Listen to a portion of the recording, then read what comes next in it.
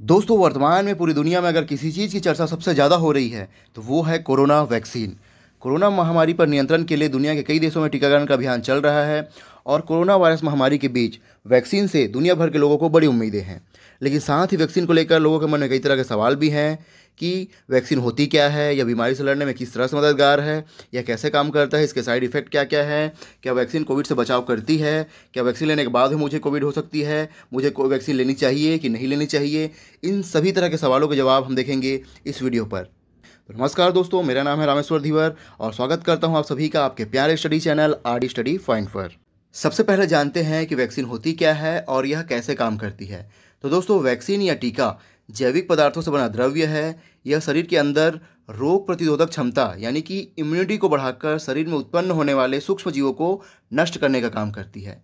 Vaccine न केवल बीमारी को कंट्रोल करने में मदद करता है, बल्कि जिन लोगों में वायरस का संक्रमण अभी तक नहीं हुआ है उनमें भी इम्यूनिटी का विकास कर बीमारी को फैलने से रोकने का काम करता है।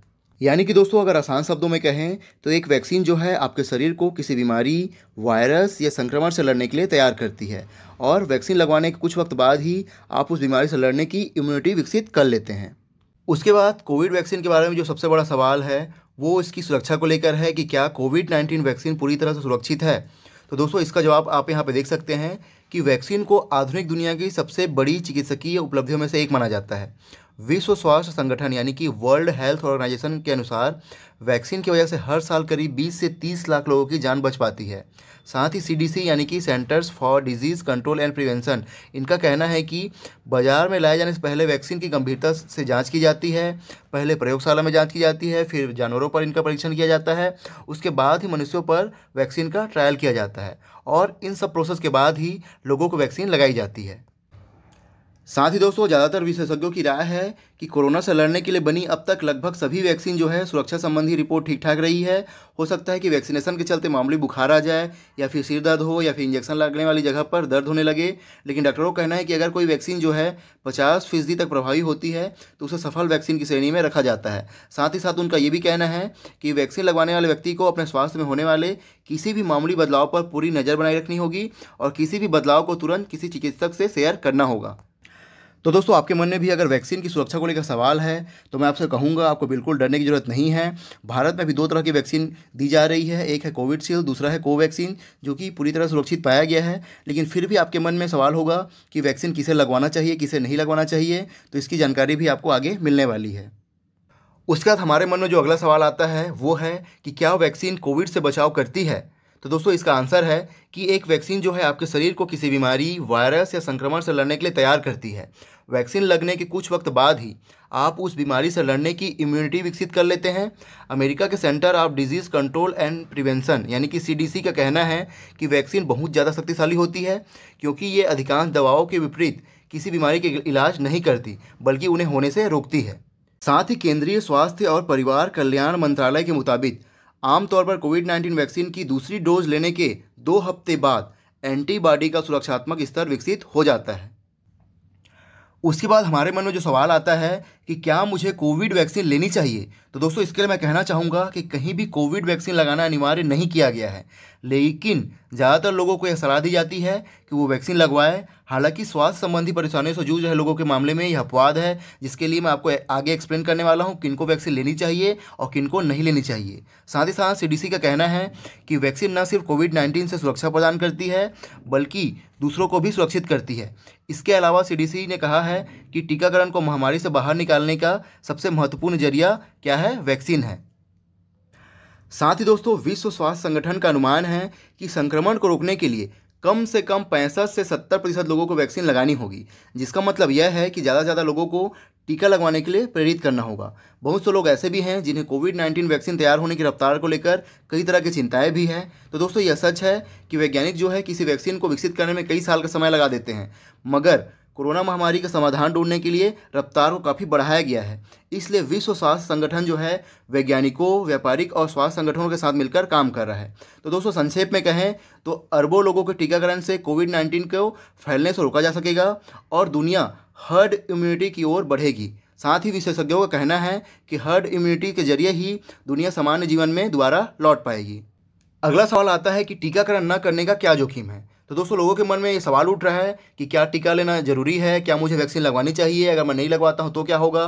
तो दोस्तों इसके बारे में ICMR का कहना है कि टीकाकरण न मिलने से संक्रमण को बढ़ावा मिल सकता है, खासकर ऐसे वायरस के खतरे के दौर में जहाँ तेज़ी से लोगों में इसका प्रसार हो रहा है। टीका न लेना उस संक्रमण के जोखिम को और बढ़ावा देना है जिसके खिलाफ टीका को तैयार किया गया हो। लेकिन दोस्तों इसका मतलब ये नहीं कि अगर आपने वैक्सीन नहीं लगवाई है तो आपको संक्रमण हो ही जाएगा। यानी कि आसान शब्दों में मैं कहूँ कि जिन्होंने वैक्सीन नहीं लगवाई है तो ऐसे लोगों में संक्रमण की संभावना अधिक रहती है। इसलिए क्या है, वैक्सीन ज़रूरी है। उसके बाद अगला जो महत्वपूर्ण सवाल है वो है कि वैक्सीन कितने दिन तक मुझे कोविड से सुरक्षित रखेगी। यानी कि अगर मैं वैक्सीन लगवा लेता हूँ तो मुझे कितने दिन तक कोविड नहीं होगा या कितने दिन तक मुझे कोविड से सुरक्षित रखेगी। तो दोस्तों इसके लिए भारतीय केंद्रीय स्वास्थ्य और परिवार कल्याण मंत्रालय ने कहा है कि वैक्सीन से मिलने वाली सुरक्षा की अवधि को अभी तक तय नहीं किया गया है। यानी कि अभी इसकी कोई समय सीमा तय नहीं हुई है, कोई सुरक्षा की अवधि तय नहीं हुई है कि आप वैक्सीन लगवाने के बाद कितने दिन तक कोविड से सुरक्षित रह पाएंगे। आगे देखते हैं कि क्या वैक्सीन लेने के बाद ही मुझे कोविड हो सकता है। दोस्तों अक्सर हमारे मन में यह सवाल रहता है कि मैंने तो वैक्सीन ले लिया है तो क्या फिर भी मुझे कोविड हो सकता है। तो दोस्तों इसके लिए मैं बताना चाहूँगा कि भारत बायोटेक के चेयरमैन और प्रबंध निदेशक डॉक्टर कृष्णा एला, ठीक है, इन्होंने स्पष्ट किया है कि वैक्सीन की दोनों डोज लेने के बाद भी कोई व्यक्ति संक्रमित हो सकता है। साथ ही उन्होंने यह भी कहा है कि टीका यानी कि वैक्सीन जो है केवल निचले फेफड़े की रक्षा करता है, ऊपरी फेफड़े की रक्षा नहीं करता है। इसलिए वैक्सीन के बाद भी कोरोना का खतरा बना रहता है और टीका जो है केवल संक्रमण को गंभीर होने से रोकता है, यह बीमारी को जानलेवा नहीं बनने देता है। साथ ही दोस्तों इस बात का भी कोई सबूत नहीं है कि मौजूदा कोविड-19 वैक्सीन में से कोई भी वैक्सीन संक्रमण को पूरी तरह से रोक सकती है। उदाहरण के लिए मैं आपको बता दूं कि इंग्लैंड में 40,000 लोगों पर की गई स्टडी के अनुसार फाइजर बायोएनटेक की एक डोज लेने से संक्रमण का खतरा 70% तक कम हो जाता है और 2 डोज लेने के बाद 85% तक संक्रमण का खतरा कम हो जाता है। और दोस्तों मैं आपको बता दूं कि भारत में जो वैक्सीन लग रही है उसमें से एक है कोविशील्ड, जिसके अंतर्राष्ट्रीय क्लिनिकल ट्रायल दिखाते हैं कि यह 90% तक कारगर है। और दूसरा जो वैक्सीन है वो है कोवैक्सीन, जिसके तीसरे चरण के ट्रायल का प्रारंभिक डेटा दिखाता है कि वह 81% तक कारगर है। साथ ही इन दोनों के अलावा रूस की स्पुतनिक वी या स्पुतनिक 5 को भी भारत में इस्तेमाल की मंजूरी दी जा चुकी है और यह कहा जा रहा है कि यह वैक्सीन जो है कोविड-19 के खिलाफ करीब 92% सुरक्षा देती है। यानी कि दोस्तों अगर आसान भाषा में कहूँ तो कोई भी कोविड-19 वैक्सीन जो है संक्रमण को पूरी तरह से नहीं रोक सकती, लेकिन वैक्सीन लेने से संक्रमण का खतरा जो है बहुत हद तक कम जरूर हो जाता है और वैक्सीन जो है किसी को भी गंभीर रूप से बीमार होने से बचा सकती है। इसके बाद देखते हैं कि वैक्सीन या इलाज को मंजूरी कौन देता है। तो दोस्तों भारत में किसी वैक्सीन को मंजूरी तभी मिलती है जब तथ्यों के आधार पर drug controller general of India यानी कि DCGI ये फैसला करता है कि वैक्सीन इस्तेमाल के लिए पूरी तरह से सुरक्षित है और असरदार है। इसी तरह से अन्य देशों में भी नियामक होते हैं जो वैक्सीन के इस्तेमाल को मंजूरी देते हैं। साथ ही दोस्तों मंजूरी के बाद भी वैक्सीन के असर पर नज़र रखी जाती है ताकि ये सुनिश्चित किया जा सके कि इसका आगे कोई दुष्प्रभाव या दीर्घकालीन जोखिम तो नहीं है। इसके बाद किन लोगों को वैक्सीन पहले दी जानी है, किन को बाद में दी जानी है, यह तय करने का काम जो है देश की सरकारों का होता है। इसके बाद अगला जो महत्वपूर्ण सवाल आता है वो है कि क्या वैक्सीन से साइड इफ़ेक्ट हो सकता है। दोस्तों लोगों के मन में वैक्सीन के साइड इफ़ेक्ट को लेकर बहुत सारे डर हैं, तो मैं आपको बताना चाहूँगा कि वैक्सीन आपको कोई बीमारी नहीं देती है, बल्कि आपके शरीर के इम्यून सिस्टम को उस संक्रमण की पहचान करना और उससे लड़ना सिखाती है, जिसके खिलाफ सुरक्षा देने के लिए उस वैक्सीन को तैयार किया गया है। साथ ही दोस्तों वैक्सीन के बाद कुछ लोगों को हल्के लक्षण झेलने पड़ सकते हैं, जो कि कोई बीमारी नहीं होती बल्कि वैक्सीन के प्रति शरीर की प्रतिक्रिया होती है।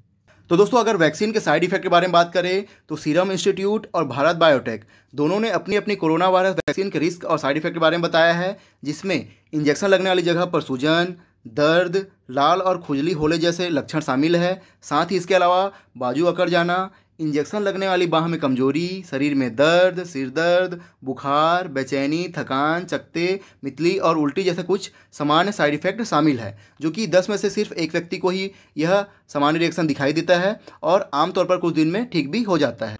उसके बाद देखते हैं कि किन किन लोगों को कोरोना वैक्सीन नहीं लगवाना चाहिए। अभी बहुत सारे लोगों के मन में सवाल है कि किसको कोरोना वैक्सीन लगवाना चाहिए और किसको नहीं लगवाना चाहिए। तो इसके लिए स्वास्थ्य और परिवार कल्याण मंत्रालय की ओर से जो फैक्ट शीट जारी की गई है उसके मुताबिक 18 साल से ज़्यादा उम्र के लोगों को ही वैक्सीन की दोनों डोज दी जा सकती है। और ऐसा क्यों है, तो इसके लिए मैं आपको बता दूं कि बच्चों में कोरोना वैक्सीन की स्टडी नहीं की गई है, इसलिए बच्चों को कोरोना वैक्सीन देने की इजाज़त नहीं दी गई है। साथ ही दोस्तों इसके अलावा गर्भवती महिलाओं को, स्तनपान कराने वाली माताओं को और उन महिलाओं को भी यह वैक्सीन नहीं दी जाएगी जो कि अपनी गर्भावस्था को लेकर सुनिश्चित नहीं है। ऐसा क्यों है? क्योंकि गर्भवती महिलाओं में कोरोना वैक्सीन की सुरक्षा को लेकर कोई डाटा कलेक्ट नहीं किया गया है, इसलिए इन्हें क्या है, वैक्सीन नहीं दी जाएगी।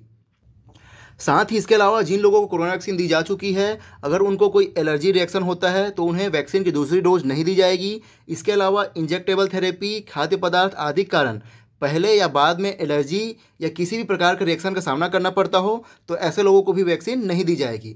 इसके अलावा जिनमें SARS-CoV-2 यानी कि कोरोना के लक्षण दिखाई देते हैं तो उन्हें भी वैक्सीन नहीं लगाई जाएगी। साथ ही अगर कोई व्यक्ति अस्पताल में अपना इलाज करा रहा है, बीमार है, तो उन्हें भी वैक्सीन नहीं दी जाएगी। दोस्तों आप सभी जानते हैं कि हमारे देश में अभी 2 प्रकार की वैक्सीन दी जा रही है, एक है कोवैक्सीन और एक है कोविशील्ड। तो सबसे पहले यहाँ पे देखते हैं किन लोगों को नहीं लगानी चाहिए कोवैक्सीन, यानी कि कोवैक्सीन किन किन लोगों को नहीं लगानी चाहिए। तो भारत बायोटेक के मुताबिक यदि किसी बीमारी की वजह से आपकी इम्यूनिटी कमज़ोर है या फिर कुछ आप ऐसी दवाएँ ले रहे हैं जिससे आपकी इम्यूनिटी प्रभावित होती है, तो ऐसे लोगों को कोवैक्सीन नहीं लगानी चाहिए। साथ ही देखते हैं कि कोविशील्ड किन लोगों को नहीं लेनी चाहिए। तो दोस्तों जिन लोगों को भी कोविशील्ड में मौजूद इंग्रेडिएंट से एलर्जी है तो उन लोगों को कोविशील्ड नहीं लगानी चाहिए। साथ ही कोविशील्ड की पहली डोज लगने के बाद अगर आपको कोई एलर्जी हो जाती है तो आपको दूसरी वैक्सीन उसकी नहीं लगानी चाहिए। उसके बाद अगला जो सवाल आता है वो है, अगर मुझे पहले से कोविड हो चुका है और मैं ठीक भी हो चुका हूँ तो क्या मुझे वैक्सीन लेना चाहिए? तो दोस्तों इसका जवाब है कि अगर किसी को पहले से कोरोना का संक्रमण हो चुका है तो भी उन्हें वैक्सीन दी जा सकती है। क्यों दी जा सकती है? क्योंकि ऐसा नहीं है कि आपको एक बार कोविड हो चुका है तो आप ठीक हो गए हैं तो आपको दोबारा नहीं हो सकता, ऐसा नहीं है। आपको वैक्सीन लेना ज़रूरी है, आप वैक्सीन ले सकते हैं। साथ ही साथ कहा जाता है कि जिन लोगों को लॉन्ग कोविड रहा हो उन्हें भी वैक्सीन देना कोई चिंता की बात नहीं है, लेकिन जो लोग अभी वायरस से संक्रमित है यानी कि वर्तमान में जिनको कोविड है उन्हें ठीक होने के बाद ही वैक्सीन दी जानी चाहिए। दोस्तों इस वीडियो में इतना ही। हमें उम्मीद है कि आपको आपके सारे सवालों के जवाब मिल गए होंगे। अगर फिर भी आपके मन में कोई सवाल है तो आप हमें कमेंट के माध्यम से बता सकते हैं। और दोस्तों लास्ट में मैं सिर्फ इतना कहना चाहूँगा कि अगर दुनिया में कोई सबसे सुरक्षित स्थान है तो वो आपका अपना घर है, इसलिए घर पे रहिए, सुरक्षित रहिए। और अगर आपकी उम्र 18 वर्ष से ऊपर है तो कोविड-19 वैक्सीन जरूर लगवाइएगा। धन्यवाद।